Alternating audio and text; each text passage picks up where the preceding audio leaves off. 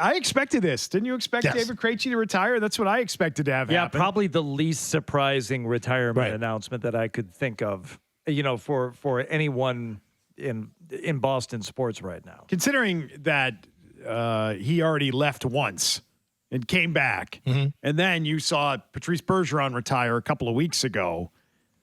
This was sort of expected at that point. It was like, especially off shot. Yeah. If you thought there was any chance of him coming back, well, Bergeron retiring seems to sort of fly in the face of that. So he's done. David Krejci is retired at age 37, played his entire NHL career as a Bruin. I got a few thoughts. Number one, what does this mean for the Bruins going into next year? Because I feel like the same thing applied to Krejci as it did to Bergeron. Is he at his peak? Of course not.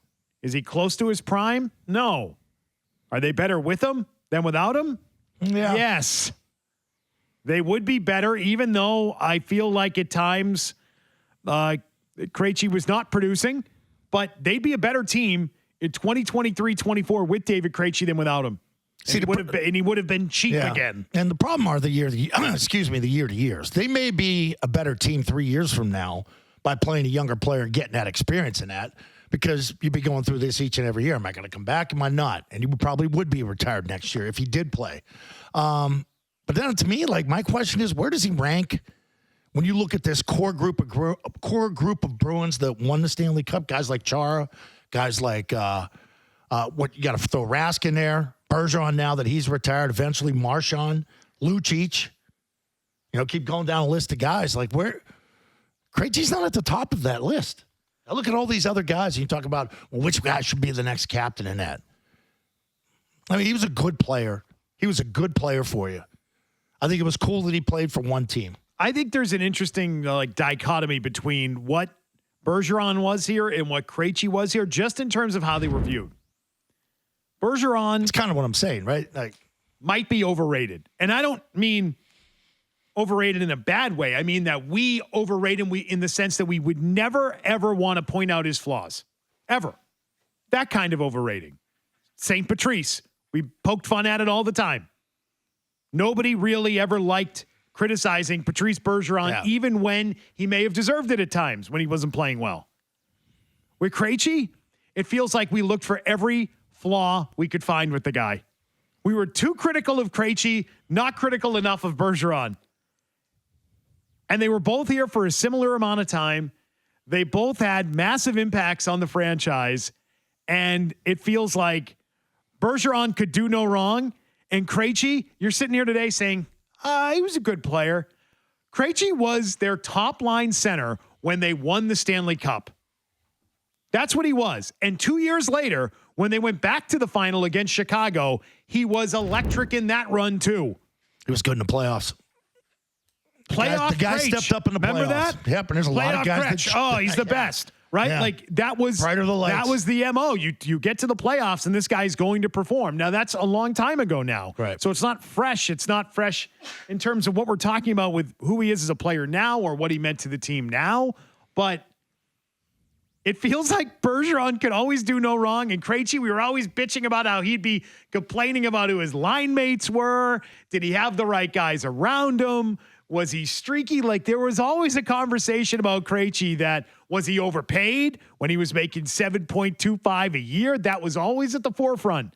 Well, Bergeron never had any of that. He never had to deal with any of that. There was always something you could point to with Bergeron's game when he would either, make mistakes or not be that effective offensively. You could always point and say, well, his face-off percentage, his defense, the fact that he was still one of the mainstays and consistently, he may not blow you away with offense and, the top two lines, when that went missing for periods in the playoffs.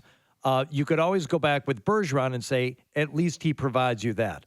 Krejci, and I'm saying the same thing, excellent player. They don't win without him in 11. They don't get close to winning again in 13 and again in 19. But he didn't have that other thing that you could point to, at least that I could point to, and say, well, at least he does this for you. At least, if he goes on if he goes AWOL in terms of scoring, at least he's doing that other thing. Well, I don't know what that other thing would have been for Krejci. Well, Patrice Bergeron is 4th in Bruins history in assists, and David Krejci is right behind him in 5th place. But I'm saying when they were when they weren't even getting assists, much less goals. You know, those stretches that would happen in the playoffs. And it was Bergeron, Marchand, Krejci, Pastrnak. They went through some cold streaks. And Bergeron avoided a lot of that criticism because you could say, well, he's the reason why they only lost by a goal because his defense was so good and he was winning faceoffs, and Bergeron's out there giving him chances, but it's not his job to score. You look at Pastrnak and Krejci and to a degree Marchand after his game kind of evolved as well. That's their job to get out there and score, and they weren't. If they didn't do it, you didn't have as much to point to the other thing and say, well, at least he was doing that. I think that's why he was more open to the criticism, Beetle. And I think when he got eliminated, that Patrice Bergeron, you always found out that he had some big injury, and this needed to be fixed. And there's that. He sort of caught the break on that. And there were stretches of his game towards the end of the year, he got lucky like we did it this year, is where he he's got skating lucky around by being injured. Yeah, we're looking at videos of over there, Warrior, him skating around. Oh, he can't go. Oh, but he's trying to suck it up. And it just doesn't seem like, Krejci got those type of breaks. You always assume Bergeron was dealing with something. It was like the Brady effect. Oh, he's got something. We don't know, but he's going to play through it. Tough. There's a difference between the two. Fair or unfair. I mean, it's going to be hard to top Bergeron and be viewed differently, as good as he was. I just think he's much closer to Bergeron than we want to admit. Right. That's my point. Yeah. So David Krejci retires. What does it mean for the team next year? That's the other part of it that I mentioned off the top, and that is they're, again, suffering another loss. Now, you might think Krejci was toast at the end. I wouldn't necessarily disagree with you. You might think that Bergeron's best years are long behind him, and you're better off moving on and getting younger. Again, not a bad argument. But in 2023-24, they're going to be a worse team than they were last year. That's stating the obvious here. But losing these two guys is just a sign that you're about to go through some growing pains. That's what it is.